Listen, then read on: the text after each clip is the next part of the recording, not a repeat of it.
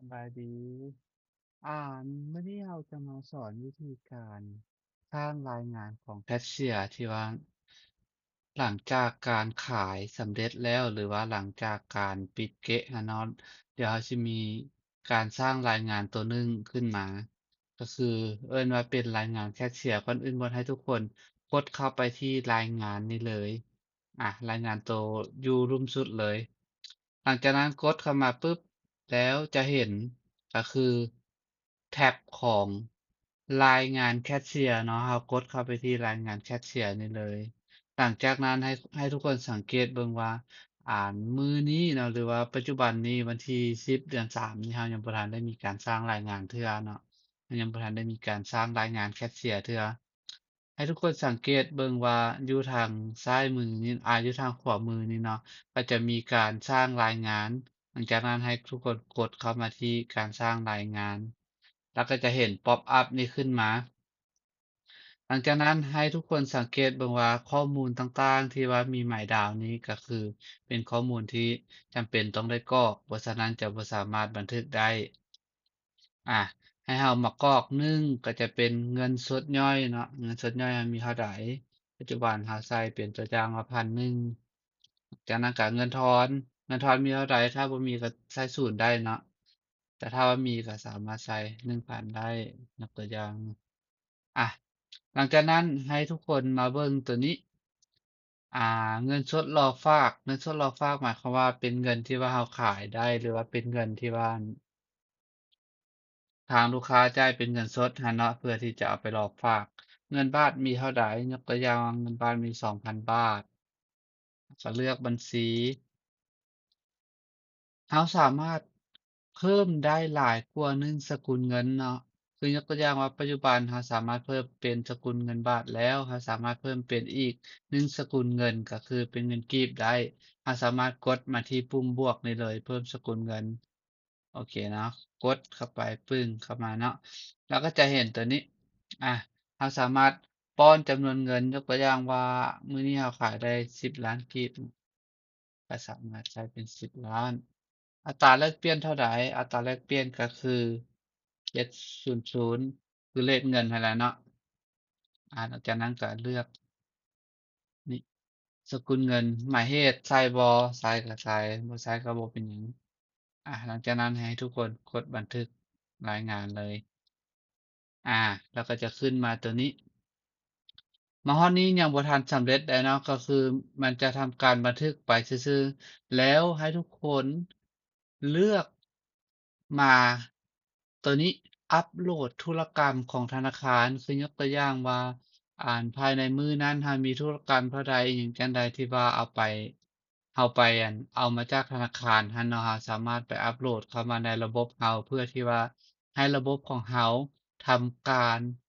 ตรวจสอบว่าปัจจุบันทางเรามีดิบบ่มีเงินขาดเงินเกินอิหยังจั่งใดก็สามารถรับรู้ได้เนาะก็คือให้ทุกคนกดเข้ามาที่ปุ่มอัปโหลดธุรกรรมธนาคารนี่เนาะก็กดเข้าไปเลยแล้วทุกคนจะสังเกตเห็นว่าจะมีการอัปโหลดจะเป็นมีทั้งสกุลเงินกีบแล้วก็สกุลเงินบาทได้เนาะก็คือปัจจุบันเราจะโหลดเป็นสกุลเงินบาท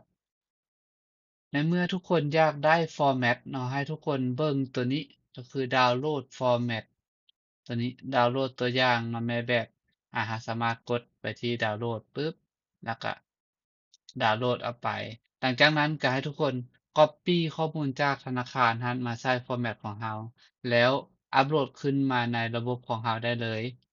ก็คือตัวอย่างตัวนี้เนาะทางเราได้มีการเตรียมข้อมูลไว้แล้วเพื่อที่จะอัปโหลดเข้ามาเนาะก็คือ สามารถกดเข้ามานี้แล้วก็มาเลือกเอาไฟล์แล้วก็กดเปิดนี้แล้วก็จะขึ้นมานี้หลังจากนั้นให้ทุกคนเลือกธนาคารนี้เลยเลือกธนาคารปุ๊บแล้วก็กดอัปโหลดธุรกรรมปึ้งไปก็เป็นอันเสร็จสมบูรณ์เนาะการอัปโหลดธุรกรรมของเงินบาทในกรณีที่ว่าเรามีการอัปโหลดเรามีการโอนเงินกีบเราก็สามารถอัปโหลดเป็นเงินกีบเข้าไปอีกได้เนาะก็คือกดเข้าไปตัวเก่านี่แหละแต่ว่าเลือกเป็นสกุลเงินกีบปึ้งไปนี่เลขตัวนี้มันจะไปออโตเนาะเพราะเราได้อัปโหลด เรตเข้าไปก่อนหน้านี้แล้วเนาะเราได้บันทึกเรตเข้าไปก่อนหน้านี้แล้วมันจะให้เราเลือกเอาธนาคารแล้วก็อัปโหลดไฟล์ตัวนี้ตัวที่เราดาวน์โหลดไปนี้เพื่อเข้ามาแล้วทุกคนก็สามารถสังเกตเห็นว่าโอเคตัวนี้ก็จะคำนวณให้มาตามเรตที่ว่าเราได้เพิ่มเข้าไปในเบื้องต้นหั้นเนาะหลังจากนั้นให้ทุกคนกดอัปโหลดเข้าไปปึ้งเข้าไปปึ๊บ แล้วมันก็จะไปบวกกันกับตัวเก่าตัวนี้ให้ทุกคนสามารถเบิ่งได้เนาะอยู่นี่ว่ามีการอัปโหลดไปแล้วเท่าใดอันนี้ก็คืออัปโหลดไป1,212,000 บาทอันนี้จะเป็นอัปโหลดไปอยู่ที่11,113,000กีบประมาณนี้เนาะโดยประมาณเราสามารถเห็นได้ประมาณนี้ อันนี้คือเป็นการสร้างรายงานของแคชเชียร์เป็นที่เรียบร้อยแล้วเนาะถ้าว่ามีคนใดที่ว่าบ่เข้าใจเลยอิหยังจั่งใดหรือว่ามีข้อสงสัยอิหยังจั่งใดก็สามารถแชตถามอยู่ในกลุ่มเพิ่มเติมได้เนาะส่วนวิดีโอนี้ก็สิมีประมาณเท่านี้เนาะในการสร้างรายงานโอเคเนาะอีกตัวหนึ่งลืมไปเลยก็คือถ้าในกรณีที่ว่าเราทำการอ่า เอาเงินไปฝากธนาคารเป็นที่เรียบร้อยแล้วเราก็สามารถกดนี่เลยเนาะกดติ๊กเอาตัวนี้แล้วก็ยืนยันการฝากแล้วเพื่อว่าเป็นการยืนยันการฝากธนาคารอีกรอบหนึ่งเนาะก็คือถ้าว่ายืนยันการฝากธนาคารเป็นที่เรียบร้อยแล้วก็คือ